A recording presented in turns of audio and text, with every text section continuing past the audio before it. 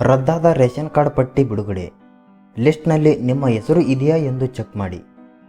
ನೀವು ಚಾನಲ್ಗೆ ಹೊಸಬರಾಗಿದ್ದರೆ ಸಬ್ಸ್ಕ್ರೈಬ್ ಆಗಿ ಮತ್ತು ವಿಡಿಯೋ ಇಷ್ಟ ಆದರೆ ಲೈಕ್ ಮಾಡಿ. ಈಗಾಗಲೇ ಸಾಕಷ್ಟು ರೇಷನ್ ಕಾರ್ಡನ್ನು ಸರ್ಕಾರ ರದ್ದುಪಡಿಸಿದೆ. ಇದೀಗ ಆಹಾರ ಇಲಾಖೆ ಜನವರಿ ತಿಂಗಳಿನಲ್ಲಿ ರದ್ದುಪಡಿಸಲಾಗಿರುವ ರೇಷನ್ ಕಾರ್ಡ್ ಲಿಸ್ಟ್ ಬಿಡುಗಡೆ ಮಾಡಿದ್ದು, ಈ ಲಿಸ್ಟ್ನಲ್ಲಿ ಯಾರ ಹೆಸರು ಇದೆಯೋ ಅಂಥವರು ಇನ್ನು ಮುಂದೆ ಸರ್ಕಾರದ ಗ್ಯಾರಂಟಿ ಯೋಜನೆಗಳಾದ ಅನ್ನಭಾಗ್ಯ ಯೋಜನೆ ಅಥವಾ ಗೃಹಲಕ್ಷ್ಮಿ ಯೋಜನೆಯ ಪ್ರಯೋಜನ ಪಡೆದುಕೊಳ್ಳಲು ಸಾಧ್ಯವಿಲ್ಲ. ಈಗಾಗಲೇ ಲಕ್ಷಾಂತರ ರೇಷನ್ ಕಾರ್ಡ್ಗಳನ್ನು ರದ್ದುಪಡಿಸಲಾಗಿದೆ. ಸರ್ಕಾರದ ಮಾನದಂಡದ ಒಳಗೆ ಬಾರದೇ ಇರುವ ಅಥವಾ ಸರ್ಕಾರದ ನಿಯಮಗಳನ್ನು ಉಲ್ಲಂಘಿಸಿ ರೇಷನ್ ಕಾರ್ಡ್ ಪಡೆದುಕೊಂಡಿರುವ ಕಾರ್ಡ್ ರದ್ದುಪಡಿ ಮಾಡಲಾಗುತ್ತಿದೆ. ಪ್ರತಿ ತಿಂಗಳು ಜಿಲ್ಲಾವಾರು ರೇಷನ್ ಕಾರ್ಡ್ ರದ್ದುಪಡಿ ಮಾಡಲಾಗಿರುವ ಪಟ್ಟಿಯನ್ನು ಆಹಾರ ಇಲಾಖೆ ಬಿಡುಗಡೆ ಮಾಡುತ್ತಿದ್ದು, ಇದನ್ನು ನೀವು ಆಹಾರ ಇಲಾಖೆಯ ಅಧಿಕೃತ ವೆಬ್ಸೈಟ್ನಲ್ಲಿ ಚೆಕ್ ಮಾಡಬಹುದು. ರೇಷನ್ ಕಾರ್ಡ್ ಒಂದು ಬಾರಿ ರದ್ದುಪಡಿ ಆದರೆ ಮತ್ತೆ ಸರ್ಕಾರದ ಯಾವುದೇ ಯೋಜನೆಯ ಪ್ರಯೋಜನ ಪಡೆದುಕೊಳ್ಳಲು ಸಾಧ್ಯವಿಲ್ಲ. ರೇಷನ್ ಕಾರ್ಡ್ ರದ್ದುಪಡಿ ಲಿಸ್ಟ್ ಚೆಕ್ ಮಾಡಿ.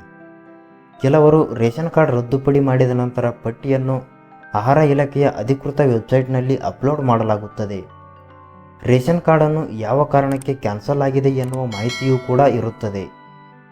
ಒಂದು ವೇಳೆ ಈ ಮಾನದಂಡಗಳ ಒಳಗೆ ನೀವು ಇದ್ದು ತಪ್ಪಾಗಿ ನಿಮ್ಮ ಹೆಸರು ನಮೂದಿಸಲ್ಪಟ್ಟಿದ್ದರೆ ನೀವು ಆಹಾರ ಇಲಾಖೆಗೆ ದೂರು ಸಲ್ಲಿಸಿ ನಿಮ್ಮ ರೇಷನ್ ಕಾರ್ಡನ್ನು ಹಿಂಪಡೆಯಲು ಸಾಧ್ಯವಿದೆ. ರೇಷನ್ ಕಾರ್ಡ್ ರದ್ದುಪಡಿ ಲಿಸ್ಟಲ್ಲಿ ನಿಮ್ಮ ಅಥವಾ ನಿಮ್ಮ ಆಪ್ತ ವಲಯದ ಯಾರದ್ದೇ ರೇಷನ್ ಕಾರ್ಡ್ ರದ್ದಾದರೂ ಅದರ ಬಗ್ಗೆ ಮಾಹಿತಿ ಪಡೆದುಕೊಳ್ಳಲು ಆಹಾರ ಇಲಾಖೆಯ ಅಧಿಕೃತ ವೆಬ್ಸೈಟ್ಗೆ ಭೇಟಿ ನೀಡಿ. ಈ ವೆಬ್ಸೈಟ್ ಲಿಂಕ್ ಡಿಸ್ಕ್ರಿಪ್ಷನ್ನಲ್ಲಿದೆ. ಕ್ಲಿಕ್ ಮಾಡಿದ ತಕ್ಷಣ ಈ ಸರ್ವಿಸ್ ವಿಭಾಗಕ್ಕೆ ಹೋಗಿ ಎಡಭಾಗದಲ್ಲಿ 3 ಲೈನ್ ಕಾಣಿಸುತ್ತದೆ. ಅದರ ಮೇಲೆ ಕ್ಲಿಕ್ ಮಾಡಿ.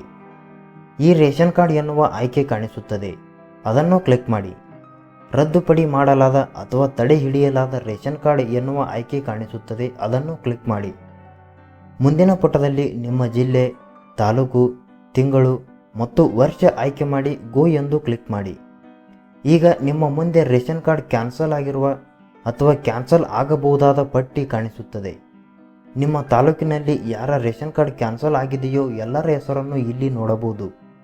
ಒಂದು ವೇಳೆ ನಿಮ್ಮ ಹೆಸರು ಕೂಡ ಈ ಲಿಸ್ಟ್ನಲ್ಲಿ ಇದ್ದರೆ ನಿಮಗೆ ಮುಂದಿನ ತಿಂಗಳಿನಿಂದ ಯಾವುದೇ ಗ್ಯಾರಂಟಿ ಯೋಜನೆ ಹಣ DBT ಮೂಲಕ ಬರುವುದಿಲ್ಲ.